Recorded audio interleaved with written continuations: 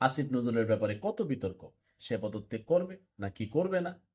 বাংলাদেশের যে সিস্টেম, আমার মনে হয় নিজ থেকে কেউ পদত্যাগ করেছে এমন ইতিহাস নাই, শুধু একটা মাত্র নাম আছে, সোহেল তাজের ব্যাপারে। এই ভদ্রলোক নিজ থেকে সম্ভবত পদত্যাগের সিদ্ধান্ত নিয়েছিলেন এবং শেষ পর্যন্ত চলে গিয়েছিলেন। এছাড়া আমি জানি না, আমার ভুল হতে পারে, আপনার জানা থাকলে কমেন্ট করতে পারেন। এই ধরেন মোস্তফা সরোয়ার ফারুকী, আসিফ নজরুল, যার যার ব্যাপারে এত সব নৈতিক আহ, আহ, বিতর্ক, তাদের মানে কি সব জঘন্য রিপোর্ট বের হচ্ছে, অডিও ক্লিপ ভাইরাল হচ্ছে, রোজা ভেঙে যাবে, কি সব কথাবার্তা আসিফ নজরুলের শুনলাম রিপোর্টে।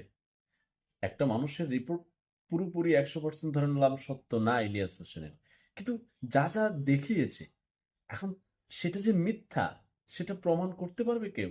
করতে পারলে ধরলাম ইলিয়াস ভুল বলেছে। আর যা দিয়েছে